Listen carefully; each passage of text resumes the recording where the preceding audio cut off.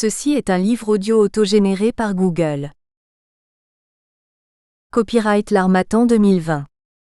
5 à 7 rue de l'École Polytechnique, 75 005 Paris. http://www.editions-harmattan.fr EAN 978 2 336 89 237 5. Réseau Tessiture. Réseau Tessiture. https://tessiture.wixsite.com/harmattan fermante. Propose 2 collections qui abordent les questions du social, par des formes et des sensibilités différentes. La collection Recherches-études. Comment les acteurs s'approprient-ils les méthodes, les outils pour réinterroger les politiques, les dispositifs, les pratiques et leurs effets sur les questions sociales et environnementales? Regard croisé, paroles diversifiées, écriture collective qui densifie la compréhension et donne à entendre la multiplicité des points de vue et des pratiques. Déjà paru. Anne Olivier, Sexe, genre et travail social 2010. Anne Olivier, L'expérience d'un observatoire de la jeunesse 2010. Pierre Berthaud et Michel Coteau, La solidarité des générations c'est l'avenir. 2014. Marie Mormès, L'évaluation du travail social, une nécessité impossible 2015. Christiane Jambart, Autisme, le sacrifice invisible 2015. Xavier Dessannes, Le téléphone portable, un outil éducatif 2016. Samuel Skiro, Il était une fois un centre social 2017. Claire Veille, L'enfant en situation de handicap 2017. Véronique Bayer, Au bal des surintendantes 2017. Henriette Bigan, De l'école des surintendantes à l'école supérieure de travail social, ETSUP, 1917 à 2017, 100 ans d'histoire 2018.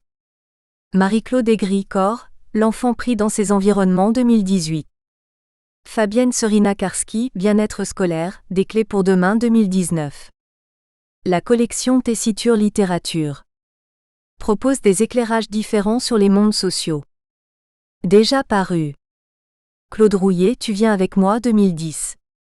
Patrick Cauche, Souvenirs et itinéraire d'un enfant de la DAS 2013. Enrique Garcia, Jusqu'à la moelle 2014. Julie Sureau Le Sauté, Ce Hux, dont on ne parle pas 2019. Préambule. Cet ouvrage invite les étudiants et les professionnels des métiers de la relation, formateurs pour adultes, professionnels de l'enfance et de la petite enfance, du soin et du social, cliniciens et enseignants, à une réflexion sur la confiance accordée à l'autre dans les pratiques. Comment miser sur cette confiance qui nous porte et nous permet de rester au plus proche de ce qui fait le cœur des métiers du soin, de l'éducation et de la formation? Une pédagogie basée sur la confiance dans les compétences et le rythme des étudiants, leur implication en tant que sujet dans le processus de formation et dans le travail en groupe, moteur de la coopération entre étudiants, cherche à rendre chacun acteur de la vie institutionnelle. Comment la mise en place d'espaces institués de parole permettra ensuite de travailler plus facilement en équipe, de ne pas être seul à penser. Comment maintenir un lien étroit entre théorie et pratique, entre les connaissances qui éclairent la pensée et l'expérience qui engage et implique l'étudiant, puis le professionnel, dans un mouvement de continuité entre la formation et l'exercice de la profession. Comment l'institution pense l'accueil de l'autre dans sa singularité et sa complexité et dans son incomplétude, à partir de ses choix théoriques et des valeurs humanistes qui la fondent. Ce livre interroge également les logiques actuelles d'efficacité, de rentabilité et de formatage, les pratiques d'évaluation et de sélection pour mener une réflexion sur la place du sujet, de la relation humaine, des mouvements psychiques individuels et groupaux afin que les futurs professionnels apprennent à accueillir avec respect les enfants et leurs familles dans leur singularité et leur fragilité. Cette dimension subjective et intersubjective est indissociable des métiers de la relation, dans leur dimension clinique. Les formateurs, pédagogues, psychosociologues et psychanalystes qui ont apporté leur contribution à ce livre revisitent l'histoire d'une institution, le CRPE, au service de la formation pour adultes et de la petite enfance depuis 40 ans, au regard des mouvements et des mutations sociétales. Réflexion théorique et clinique sur une expérience éclairée par la psychanalyse et la pédagogie active et institutionnelle, une trouvaille collective. Ce livre aide les professionnels à donner sens à leurs pratiques, à interroger l'impact de ces pratiques sur les personnes accueillies. Il aide également à repenser l'acte pédagogique en termes d'éthique et de responsabilité. Ces textes revisitent les concepts d'accueil, d'accompagnement, d'observation attentive, de transfert, la synergie entre l'individuel et le groupal. Préface. Françoise Favelle. Former les esprits sans les conformer, les enrichir sans les endoctriner, les armer sans les enrôler, leur communiquer une force dont ils puissent faire leur force, les séduire au vrai pour les mener à leur propre vérité, leur donner le meilleur de soi sans en attendre ce salaire qu'est la ressemblance. Jean Rostand. Le CRPE, Centre d'études et de recherche pour la petite enfance à Aubervilliers a 40 ans. 40 ans ce n'est pas hier, l'histoire est déjà longue, preuve d'une certaine expérience et maturité. 40 ans c'est aussi une étape vers l'avenir. Et cet anniversaire a été l'occasion de partager, dans le cadre d'un colloque, nos questions, nos doutes mais aussi nos choix et nos orientations, que nous avons décidé d'appeler invariants, en référence au grand pédagogue Célestin Freinet. Le terme invariant reviendra d'ailleurs tout au long de ce livre qui réunit les textes des interventions du colloque, organisé à l'occasion de cet anniversaire. Dans ce monde qui bouge, où la formation se transforme, où les réformes affluent, non sans susciter de l'inquiétude, nous pourrions reprendre la question posée au cours d'une journée d'études organisée par la.na.psy.pe, quand les temps changent, les bébés changent-ils ? En une autre question, quand les temps changent, le CERPE change-t-il ? Il m'est arrivé d'entendre dire, au CERPE, vous êtes un peu résistant au changement, ou parfois aussi, encore Winnicott. Nous ne pouvons que nous réjouir du maintien de certaines formes de résistance au changement, car le changement n'est pas une valeur en soi. Les changements ne sont ni bons ni mauvais. Ils peuvent s'avérer pertinents, mais à condition qu'ils soient source d'amélioration. Il en est de même pour les références théoriques. Il est évidemment intéressant de connaître et prendre en compte les nouvelles connaissances et recherches sur le développement de l'enfant, mais est-ce pour autant nécessaire de jeter aux orties des penseurs moins récents ? Je n'ai pas particulièrement entendu dire « encore Socrate, encore Descartes ou encore Platon ». Nous pensons en effet que Donald Woods Winnicott et bien d'autres continuent d'éclairer la compréhension du développement des jeunes enfants. Malgré tout et inévitablement, le CRPE change, évolue, s'adapte et se confronte au réel du monde social. Le CERPE tâtonne, cherche une voie, un chemin et construit son projet toujours renouvelé, réinventé de manière créative. Il n'est pas question pour l'équipe actuelle de reproduire à l'identique ce qui fut initié par nos aînés. Néanmoins, tout en évoluant, le CRPE continue de s'appuyer sur une histoire, des références, des idées, des valeurs humanistes dont il est issu. 40 ans après, nous continuons à nous référer à ce grand mouvement de l'éducation nouvelle, mouvement européen du début du XXe siècle, siècle où la psychanalyse a également vu le jour, en apportant une vision nouvelle de l'enfant sujet. Ces grands éducateurs et pédagogues portaient l'espoir, l'utopie d'un monde meilleur, plus pacifique, plus égalitaire, par l'intermédiaire d'une pédagogie respectueuse des enfants, de leurs droits, de leurs choix et de leur liberté. Pionniers d'une éducation nouvelle, ils imaginèrent une éducation qui, dès le plus jeune âge, ferait sienne la devise de Condorcet, reconnaître, maintenir et promouvoir en chaque être la dignité de la personne.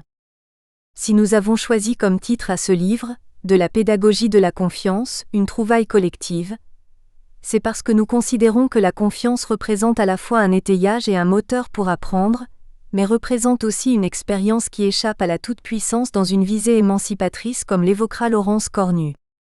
La pédagogie est un art où l'autre, enfant mais aussi étudiant, se nourrit et s'élève de la confiance qu'on lui porte. Ce qui nous importe est de ne pas cliver les humains par tranche d'âge. Si les besoins peuvent être différents entre petits et grands, jeunes et moins jeunes, l'accueil de l'originalité de chaque sujet et la confiance dans sa capacité de réussir est un axe essentiel de notre projet. C'est cette confiance qui va permettre de progresser. Jean-Jacques Rousseau écrit dans ses Confessions : Je vis que je réussissais et cela me fit réussir davantage. Voilà une pensée pédagogique qui ouvre à la réflexion. Introduction. Marie-Claude Aigri et Maria Esposito. Ce que tu as hérité de tes pères, acquiers-le pour le posséder. Johann Wolfgang von Goethe. Ce livre est né de l'anniversaire des 40 ans du CERPE. Il raconte une pratique institutionnelle vivante et singulière et la réflexion théorique qui la sous-tend, une trouvaille collective, qui s'est construite par la mise en commun de la créativité de ses acteurs. Il y est question d'une clinique de la formation, où l'on apprend du terrain, de l'autre et du groupe. Il ouvre une réflexion sur des questions incontournables. Où vont l'éducation et la formation aujourd'hui ? Pourquoi la petite enfance a-t-elle tant d'importance ? Où va la société contemporaine ? Qu'en est-il de la part du rêve dans les institutions, à Lyon 2010, qui fait tenir ensemble ces acteurs ? Comment miser sur cette confiance qui nous porte et nous permet de rester au plus proche de ce qui fait le cœur des métiers du soin, de l'éducation et de la formation ? Et sur quoi repose une pédagogie de la confiance ? L'anniversaire de 40 ans d'existence d'une institution marque un temps de passage. Un temps de réflexion sur la transmission, de reprise des fondations sur lesquelles s'appuyer, leur histoire et leur résistance. Un temps de mise à jour des remaniements et des changements pour l'institution et pour ses acteurs. C'est l'occasion enfin de recomposer ce qui relie chacun à un projet commun, d'écrire, de penser l'institution, de réécouter le récit de son histoire, de ses légendes, son récit des origines, ses mythes fondateurs, pour donner voix et corps, donner sens à une histoire qui se poursuit. Chaque institution est traversée par des mouvements, des départs, des arrivées et des morts. Mouvements qui mettent chacun à l'épreuve de la continuité et de la disparition, de la présence et de l'absence, de sa présence à l'autre. Le CERPE est une institution d'éducation et de formation, du social et du soin. Les enjeux de la transmission sont complexes pour une telle institution aujourd'hui. Les courants de normalisation et de formatage qui traversent notre société pencheraient plus du côté du refus de la transmission et du fantasme de l'auto-engendrement. Or, comme l'écrit Pierre Legendre, aucun sujet, aucune organisation de l'humanité ne peut s'auto-fonder hors de sa généalogie et de son histoire. 1985, page 164. Les logiques actuelles d'efficacité, de rentabilité, de renouvellement permanent et de sélection sont par ailleurs en opposition avec le temps de la recherche, la temporalité de la transmission d'une pratique et d'une pensée sur cette pratique. Pratique qui ne peut par ailleurs avoir lieu que dans une dialectique entre le dessaisissement des uns et la réappropriation des autres pour ne pas disparaître. Chemla 2016, ou se figer dans un dogme. Transmettre est au fondement même de l'éducation. Mais que transmettre ? Un savoir ? Une expérience ? Comment accepter qu'il y ait de la perte pour qu'une élaboration et une transformation aient lieu ? Comment faire confiance à celui à qui s'adresse la transmission ?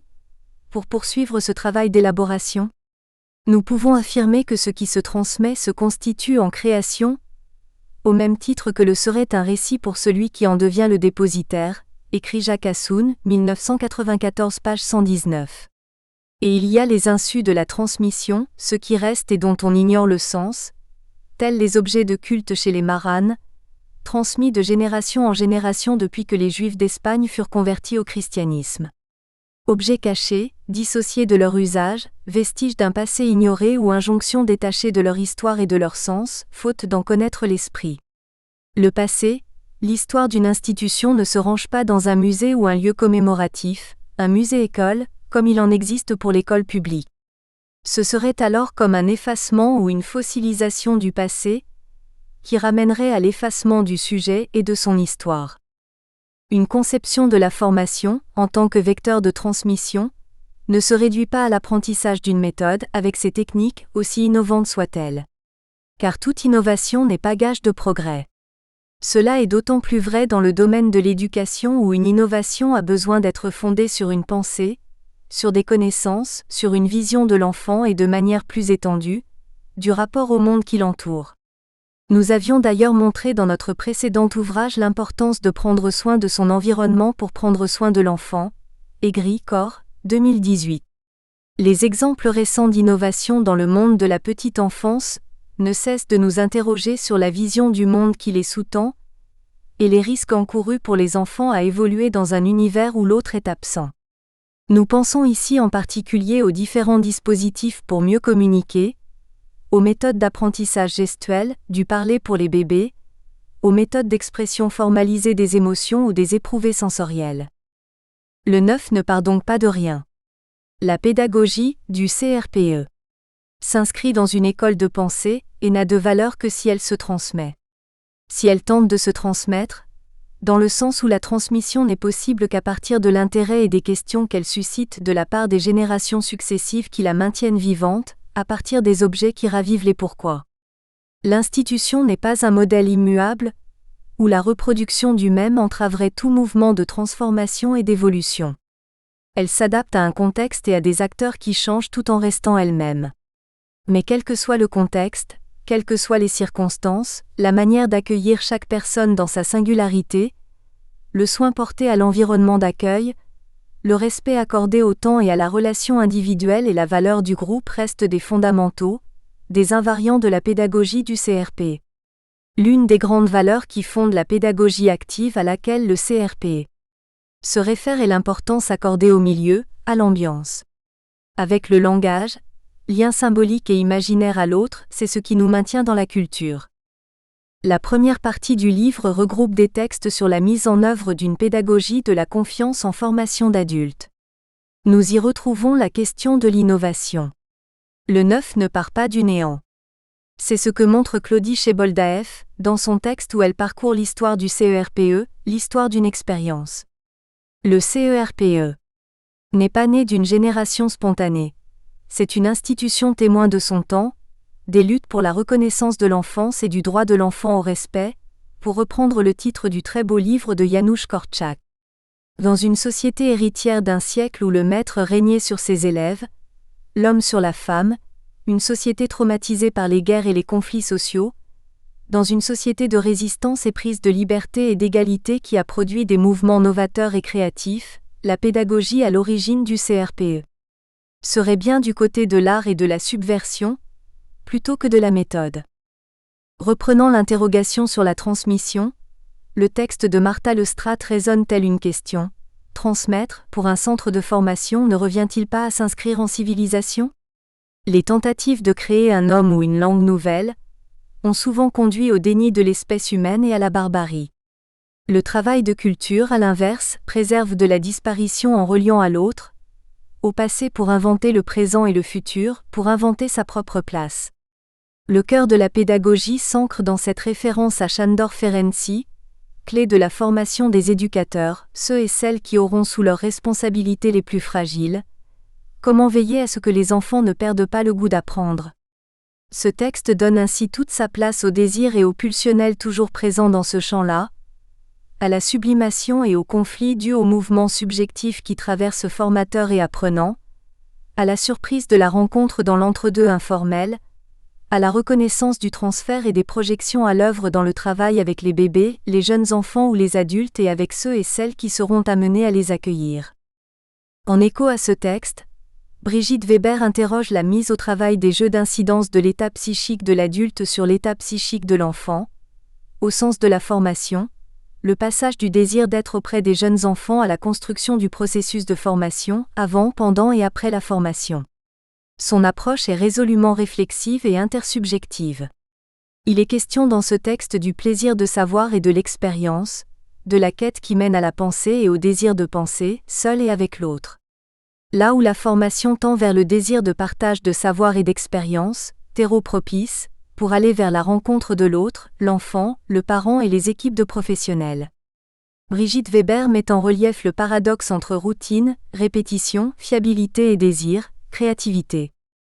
C'est ce lien entre la pédagogie avec les adultes en formation comme avec les jeunes enfants, que développent Michel Sabardeil et Marie-Claude Aigri à partir des deux piliers du CERPE. D'une part la pédagogie active et ses invariants et la psychanalyse, d'autre part la continuité de l'expérience éprouvée de la confiance. La confiance est tout d'abord située comme la condition d'une éthique, au sens d'Emmanuel Lévinas. Accueil de l'autre dans la pluralité des visages, des cultures, des identités, des croyances et des âges.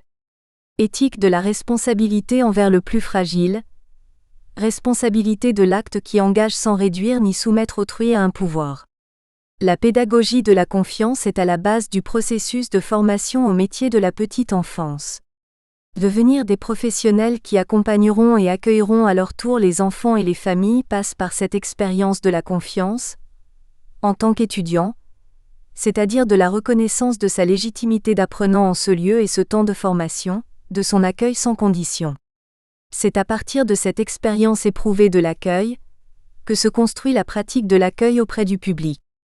Cette pédagogie de la confiance pourrait se définir comme la conviction que tout un chacun peut évoluer selon son propre rythme, à condition de tout mettre en œuvre pour permettre cette évolution. La confiance accordée dans les compétences de chacun est un des grands principes de cette pédagogie. C'est aussi le moteur quotidien qui anime le rapport à l'autre.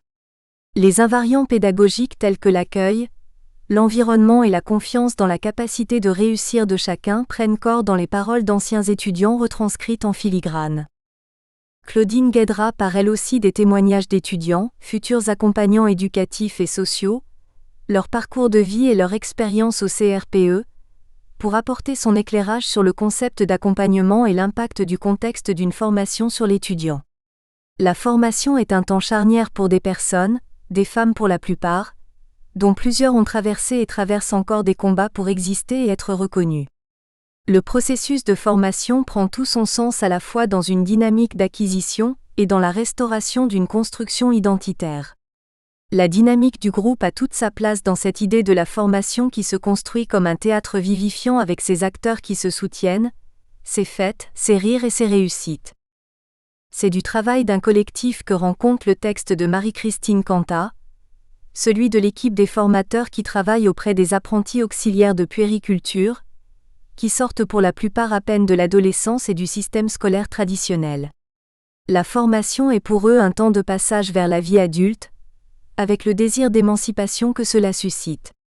La notion de confiance émancipatrice, développée par Laurence Cornu, prend ici tout son sens. Le texte nous fait entrer dans la vie de cette formation exigeante où apprendre à prendre soin associe les techniques de soins à l'accueil du bébé dans sa dimension affective. Apprentissage d'un métier situé entre le familial, le social et le médical, où l'apprenant est confronté à la vie et à la mort sur les lieux de stage. La clinique de la formation se révèle ici dans les espaces créés, pour parler de l'expérience qui vient percuter le sujet. Ces temps de retour de stage donnent sens, permettent de penser le vécu par la parole et par la narration, pour dépasser la seule expression émotionnelle. C'est à l'intérieur de ces espaces de rencontre, d'échange, que la réflexion de Marie-Claude Aigri et de Françoise Favel sur la question du religieux a pu être abordée en associant étudiants et formateurs. Comment faire une place à l'autre, mais pas toute la place? Comment permettre que les singularités, notamment religieuses, qui participent à la construction identitaire de tout un chacun puissent continuer d'exister dans un groupe hétérogène, sans exiger de l'autre un clivage, une amputation? Se former au métier du social et de la petite enfance peut quelquefois mettre à mal les croyances, les certitudes, les préjugés, les savoirs et les représentations personnelles et familiaux, tant dans les projets éducationnels que dans la rencontre avec l'autre que soi. L'autre est un autre que moi parce qu'il est relativement le même, parce qu'il est à la fois semblable et différent, écrit Vladimir Jankélévitch, 1960.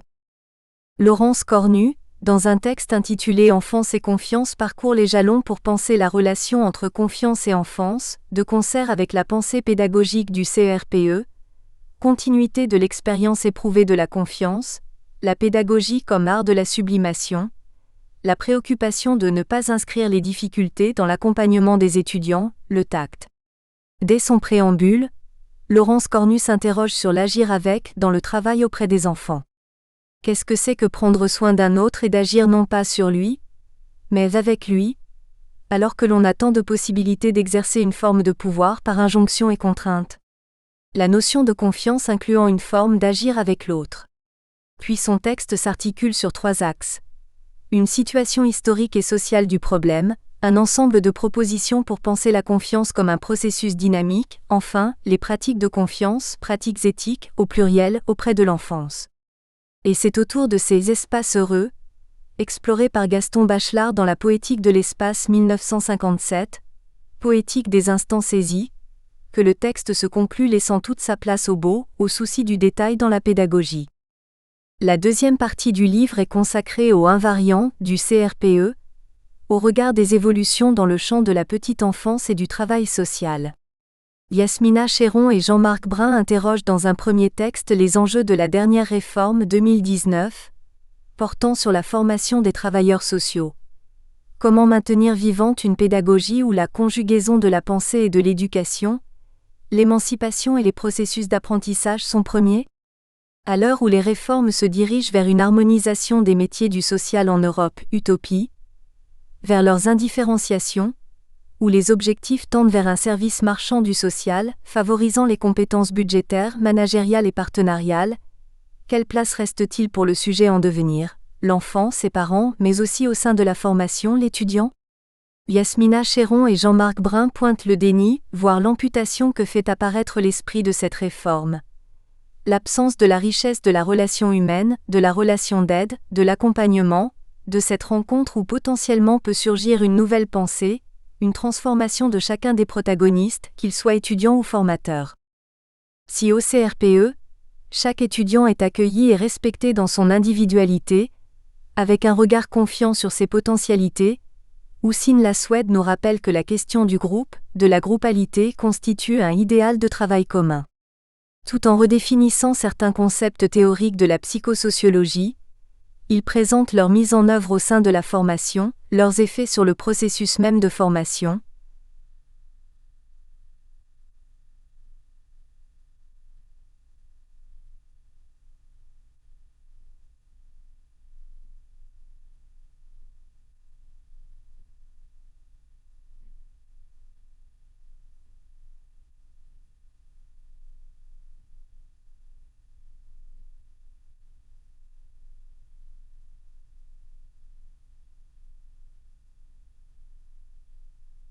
Réflexivité, coopération, sentiment d'appartenance, mais aussi la fonction d'anticipation du travail d'équipe qui attend les étudiants dans leur futur professionnel, par l'expérience, la relation, des résistances, l'éprouvé du soi parmi les autres. Car le sujet est non seulement présent dans sa formation, mais il l'est aussi dans la vie institutionnelle. Houssine Lasoued nous invite à visiter les différents espaces de rencontres formateurs-étudiants, qui ne se limitent pas à de simples espaces de régulation, mais qui permettent une participation active à la vie institutionnelle et offrent la possibilité de faire des propositions dans un climat de confiance où chaque questionnement est débattu. La pédagogie active est l'un des invariants du CERPE. Depuis sa création, mais comme nous l'explique Audrey Boucourt-Duquesne, la psychanalyse s'est progressivement hissée à ce même rang. Elle nous invite à interroger la place particulière que Sigmund Freud, père de la psychanalyse, peut encore avoir au sein de la formation des EJE, grâce à sa théorisation de l'inconscient, de la pulsion, de la vie libidinale et son articulation possible avec l'action éducative auprès de jeunes enfants à l'aune des apports des neurosciences et de la neuropédagogie. Serait-ce oublier, comme nous le rappelle Audrey Boucourt-Duquesne, que l'humain est un être de parole, qu'il s'inscrit dans une dimension symbolique et intersubjective, au sein de laquelle la confiance peut s'instaurer ?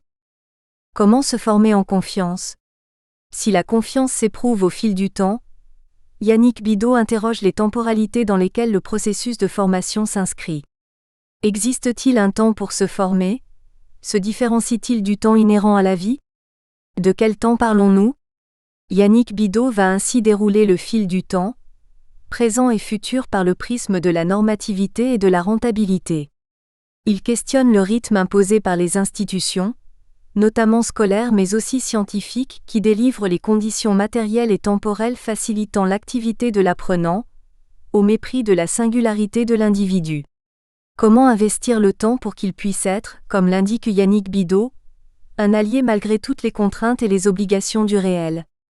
Enfin, il s'interroge sur le temps de l'accompagnement, comme l'ont évoqué Yasmina Chéron, Jean-Marc Brun et Marie-Christine Cantat. Il est aussi question d'accompagnement, dans la réflexion menée par Martin Marcelino. Des espaces spécifiques où la confiance se construit progressivement, les groupes d'analyse des situations vécues en stage ou en emploi, nommés ASVS-ASVE. Ce sont des espaces de formation où se travaille l'observation attentive, du bébé et du jeune enfant. L'expérience de l'observation est un complément indissociable de l'approche théorique, pour tenter de comprendre le jeune enfant. L'observation du nourrisson, écrit Margaret Rustin, est une excellente introduction, aussi bien à l'étude du développement précoce de l'enfant qu'à la compréhension de la vie familiale. Miller, 1989, page 20. Martin Marcelino, dit Nino, ouvre dans son texte ces espaces de formation où se construit le regard du futur professionnel et le lien entre la théorie et la pratique. Le cadre de travail proposé protège la prise de parole, favorise l'écoute, développe le questionnement et la prise de distance. Il s'agit d'une véritable préparation au métier qui allie l'observation subjective à l'observation partagée, l'apprentissage du travail en groupe à l'appréhension du travail d'équipe, l'analyse d'une situation au regard de la pédagogie de l'accueil et de la connaissance du développement de l'enfant. Parmi ces invariants, l'évaluation est certainement ce qui demande le plus de réactivité et de créativité au CERPE. Jean-Marc Brun regroupe les travaux menés au sein des équipes sur l'évaluation pour apporter des pistes de réflexion. Il oppose l'évaluation formatrice à l'évaluation normative qui sanctionne, sans s'arrêter sur l'apprenant ni son propre cheminement à apprendre. Avec son texte, nous entrons dans les moyens mis en place pour soutenir l'auto-évaluation et la co-évaluation, tout au long de la formation. Il s'agit de penser différemment l'évaluation, pour en imaginer et maintenir des moyens cohérents avec l'exigence que l'apprenant soit acteur de l'ensemble de sa formation dans le cadre institutionnel. Nous voyons à travers l'ensemble des textes l'intrication étroite entre l'expérience individuelle et le groupe. La reliance au collectif et à l'institution constituant le terreau de la formation. Françoise Favel développe l'idée selon laquelle le groupe serait un lieu de coopération et de formation, à l'aune de la pédagogie active et institutionnelle. Elle montre que loin de négliger les singularités, penser le collectif, c'est éviter l'isolement de l'individu, c'est penser un monde où l'autre existe.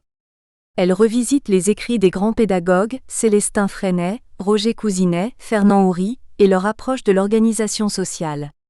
Pour de futurs travailleurs sociaux, l'expérience du groupe est fondatrice de l'identité professionnelle. Là encore, l'expérience groupale en formation permettra par la suite de penser le travail d'équipe. Prendre soin de l'équipe pour que chaque professionnel s'y sente reconnu et soutenu, et puisse à son tour prendre soin des jeunes enfants et de leurs familles. Reprenant Anzieux, elle rappelle combien le groupe est constitutif d'un moi groupal, qui fait tenir ensemble des individus, contient, délimite et protège. La complétude n'existe pas. C'est ainsi que Fernando Vicente ouvre son texte et conclut. L'incomplétude des savoirs, l'incomplétude de l'écoute. N'est-ce pas de cette place laissée au manque, au doute, à la question que la formation, l'éducation en général, comme la clinique, peut susciter le désir. Le désir de savoir. Donner l'envie d'apprendre. Il faut quoi pour transmettre ? Interroge Fernando Vicente. À quoi ça tient une formation ? Comment organiser, penser les conditions pour que le désir se transmette en tant qu'expérience. Référence bibliographique. À Lyon C 2010, la part du rêve dans les institutions. Régulation, supervision, analyse des pratiques, Paris Encre Marine. Bachelard G 1958, La poétique de l'espace, Paris PUF 2004. Chemlapé Dire 2016, transmettre. Psychiatrie, psychanalyse, psychothérapie institutionnelle, La Criée Reims, Toulouse, RS. Aigri Monsieur C, Boitio V, Chebolda FC, Diawara K, Golse B, Le Grand V, Le Strat Monsieur, Race Monsieur 2018, L'enfant pris dans ses environnements de la famille au lieu d'accueil, Paris L'Harmattan, collection Tessiture. Assoun J 1994, Les contrebandiers de la mémoire, Paris Syros. Legendre P 1985, L'inestimable objet de la transmission, Paris Fayard. Miller L, École. 1989, L'observation attentive des bébés, L'Armor Plage, édition du Hublot 2002.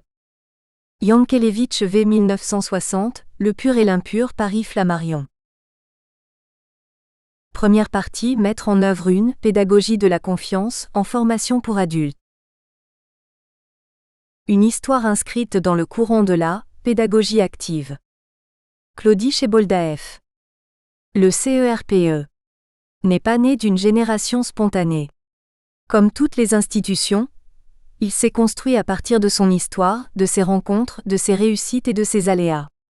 Il s'inscrit dans un mouvement pédagogique novateur né au début du XXe siècle, qui a repensé le rapport maître-élève. Ce mouvement pionnier de l'école nouvelle apparaît dans toute l'Europe, dès l'entre-deux-guerres et continue de se développer après la Deuxième Guerre mondiale, dans la continuité des premiers grands éducateurs qui en firent partie.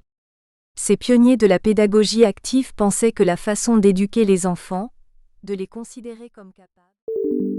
Nous espérons que vous avez apprécié cet aperçu. Pour continuer à écouter ce livre audio sur Google Play Livres, utilisez le lien dans la description de la vidéo.